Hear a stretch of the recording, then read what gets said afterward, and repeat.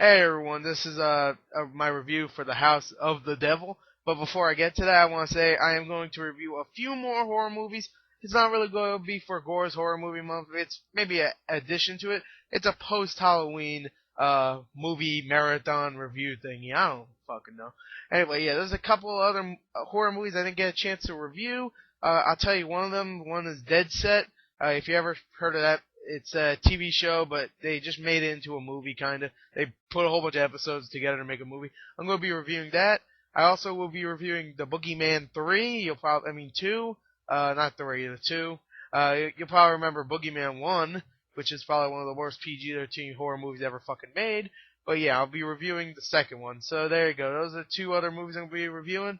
Anything else I see, you're probably going, I should wait until next year to review those. Well, first of all, it'll be too late, and a couple of those just came out. And also, next year I want to do older movies, like Hellraiser and all that kind of stuff.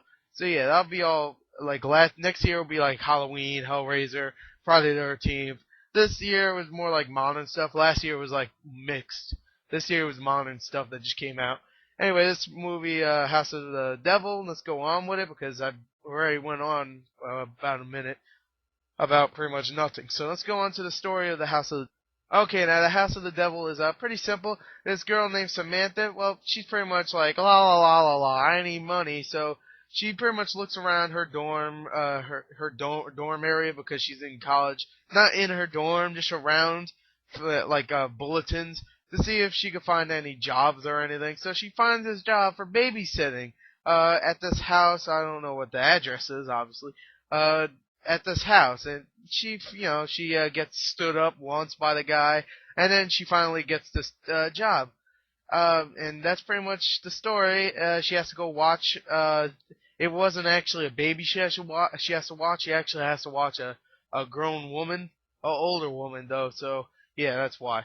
So yeah. Also, the side story in this, which becomes the main story later on, is there's a full moon eclipse that's coming, and then you'll see how that collides with other things. So yeah, it's a 80s kind of style of horror story because it has obviously demons and shit in it, and it has a bunch of suspenseful moments, some cheesy ass moments. Like there's a scene when she's just walking around the house with this 80s style or 70s style music, rock music go on, and she's just like, like, woo, look at me, I'm from the 80s because this movie is set in the 80s, but it's supposed to be like an 80s style movie.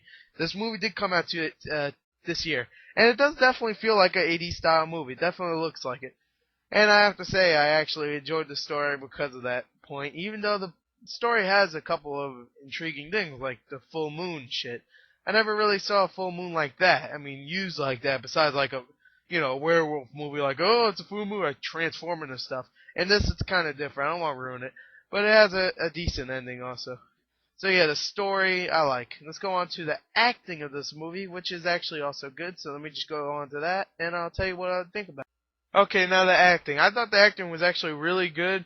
Besides, I would say maybe the main lead, because she couldn't really hold the movie all together because she was the one who was in it most of the time. But she did decent, I would say. She did decent. But it is also a 80s style horror movie, even though 80s style horror movies usually have a whole bunch of teens smoking pot, having sex, and then getting killed and shit. But, she wasn't. She was sitting there with her big ass fucking Walkman and dancing to stuff and fucking looking like a dumb bitch. So yeah, she's definitely 80s style horror. I mean, girl. But she played by what's her name? Jocelyn Dunaha, who she does good. Okay, I'll just say that. Tom Noonan, I don't know, I never saw him before, but he plays the guy that actually calls her. I mean, the guy that uh she calls him for the job, and whatever. He's the main guy that wants her to do this job, and he seems like the nice old guy. He's like, oh please, he has a gentle voice, like, oh, can you do this for me? Thank you. Yeah, I like that. No, he doesn't say that. Yeah, but I mean, he's like the nice guy, but obviously no one's nice in a horror movie somehow. All the nice guys turn bad. So yeah, he does. I'll just say that. Also this girl, he also has a wife played by Mary Woronov, I think. She does decent. She's barely in it. Uh, also they have a son named AJ Bowen. All right, their names in the movie is Mr. Ullman, Mrs. Ullman, and Victor Ullman. The son's name is Victor Ullman. He does okay. Dee Wallace, I think Howard. No, just Dee Wallace. Okay, Dee Wallace is in this movie, and she's in a lot of fucking movies. Okay, she's like one of those actresses that's in a whole bunch of fucking movies.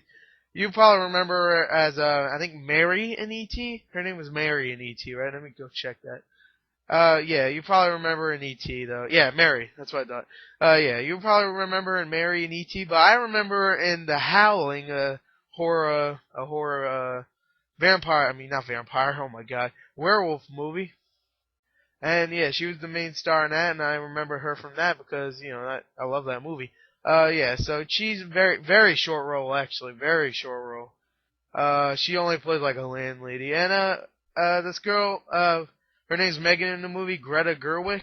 She's barely in the movie also. She plays Samantha's friend in this movie. I don't want to tell you what happens to her, but it's cool. It's awesome actually. It's very gory.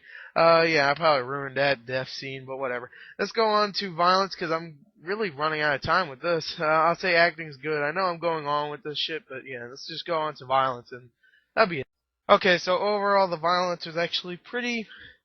It wasn't a lot. Okay, it wasn't like an '80s movie where there was blood everywhere, but it had its fair amount of blood. And I'll just go over the violence and say it's okay.